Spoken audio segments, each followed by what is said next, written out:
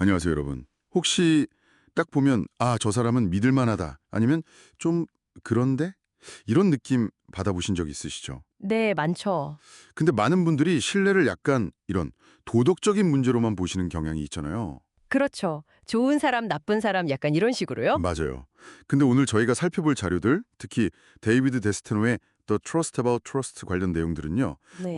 그게 다가 아니라고 말합니다. 네, 맞습니다. 신뢰가 실제로는 어떻게 작동하는지 그 과학적인 이야기를 좀 깊게 파헤쳐 볼까 합니다. 준비되셨나요? 네. 이 책이나 관련 자료들이 되게 재밌는 게 심리학, 경제학은 물론이고 생물학, 로봇공학까지 넘나들어요. 와, 로봇공학까지요? 네. 그러면서 신뢰의 본질을 막 파고드는데요. 오늘 저희는 여러분 주신 자료들 보면서 신뢰가 단순히 감정 아니면 도덕성 이런 차원이 아니라 어쩌면 생존과 협력을 위한 굉장히 정교하고 전략적인 계산에 가깝다는 걸 보여드리려고 해요. 전력적 개선이요? 흥미로운데요? 네, 여러분의 일상, 관계나 결정 같은 데서 이 신뢰의 과학에 어떻게 작용하는지 같이 한번 보시죠. 좋습니다. 그럼 가장 먼저 제 눈길을 끈 건 그거였어요. 우리가 흔히 척 보면 안다. 이 직감이 생각보다 되게 별로라는 거예요. 네, 그렇죠. 뭐 눈맞춤이라던가 미소 같은 거 이런 비언어적 신호로 상대를 판단하곤 하는데 연구들을 보면 이런 게 신뢰도를 예측하는 데는 사실 별 도움이 안 된다면서요. 맞아요. 도움이 안 될 뿐만 아니라 오히려 좀 능숙한 사기꾼들 있잖아요. 네네. 그런 사람들은 이런 신호를 더 잘 활용할 수도 있다는 거죠. 헉, 정말요? 아니 그럼 뭘 봐야 돼요? 좀 충격적인데요. 그렇죠. 그래서 저자는 그런 피상적인 신호 대신에 맥락, 그리고 상황, 이게 훨씬 중요하다고 강조해요. 맥락과 상황이요? 네, 그러니까 상대방이 어떤 상황에 처해 있는지, 또 나와의 관계는 어떤지, 심지어 우리가 지금 배고픈 상태인지 스트레스 받고 있는지 이런 거에 따라서도 신뢰 수준이 계속 변한다는 거예요. 그러니까 신뢰라는 게 그 사람의 어떤 고정된 성격 같은 게 아니군요. 그렇죠. 유동적인 판단에 가깝다는 거죠. 진화적으로 봐도 그래요. 우리가 집단 생활을 하면서 협력하려면 당연히 신뢰가 필요했겠죠. 네, 필수죠. 근데 동시에 배신당할 위험도 늘 있었잖아요. 그러니까 우리는 본능적으로 이 신뢰와 의심 사이에서 계속 줄타기를 하도록 진화해온 것 같아요. 그렇군요.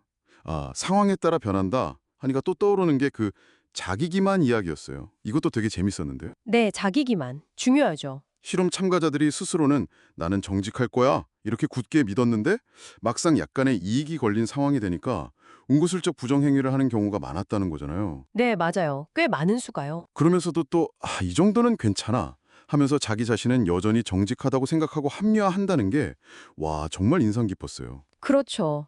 이게 혹시 남을 믿기 전에 나 자신부터 좀 제대로 알아야 한다. 뭐 이런 뜻일까요? 정확히 그 지점하고 연결돼요.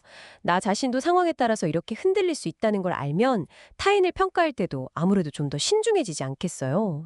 그렇겠네요. 그래서 데스테노는 신뢰를 구축하고 유지하기 위한 구체적인 행동 규칙들도 제시하는데요. 그중에서 핵심적인 거 두 가지만 꼽아보면 일관성하고 상호성이에요. 일관성하고 상호성. 일관성은 좀 알 것 같은데 꾸준히 뭔가 보여주는 거. 네, 맞아요. 단순히 큰 약속을 지킨다 이런 걸 넘어서요. 아주 사소한 일에서도 예측 가능한 행동을 꾸준히 보여주는 거예요. 예를 들면 시간을 잘 지킨다거나 작은 부탁을 잊지 않는다거나. 아하. 이런 게 차곡차곡 쌓이면 이 사람은 믿을 만하다라는 평판으로 이어지는 거죠. 그렇군요. 그럼 상호성은 뭔가요? 뭐 받은 만큼 돌려준다 이런 건가요? 네, 비슷해요.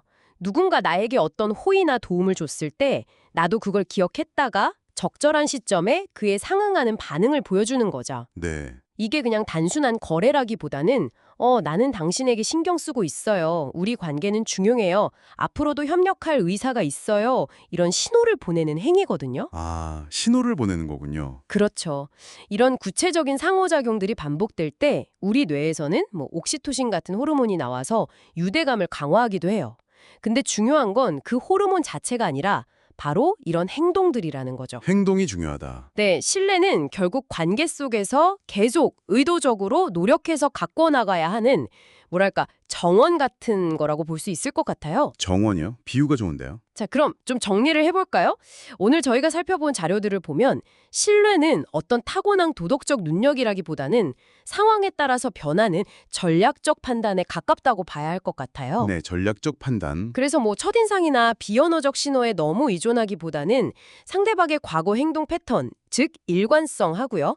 또 우리와의 상호작용, 상호성 같은 구체적인 증거들에 좀 더 주목하는 게 현명하다는 거죠. 그렇죠. 그냥 느낌으로 아는 게 아니네요. 네, 결국 신뢰는 그냥 저절로 생기는 게 아니라 꾸준한 노력과 행동으로 만들어가야 하는 대상이라는 점. 이게 핵심인 것 같습니다. 네, 오늘 이야기 들으면서 신뢰에 대한 생각이 좀 더 깊어진 것 같습니다. 마지막으로 여러분께 이런 질문 한번 던져보고 싶어요. 데스테노가 타인에 대한 신뢰뿐 아니라 자기 자신에 대한 신뢰, 그러니까 나는 정직할 것이다 라는 이 믿음도 생각보다 쉽게 흔들린다고 지적했잖아요. 네, 그랬죠. 만약 여러분이 정말 아무도 보지 않는 상황에서 약간의 부정행위로 작지만 확실한 이득을 볼 기회가 생긴다면 어떠실 것 같나요? 과연 스스로의 행동을 얼마나 정확하게 예측하고 나는 분명히 정직할 거야 라고 신뢰할 수 있으신가요? 어려운 질문인데요. 그렇죠. 오늘 저희가 나눈 이야기들의 바탕으로 한번 스스로에게 질문해 보시는 것도 좋을 것 같습니다.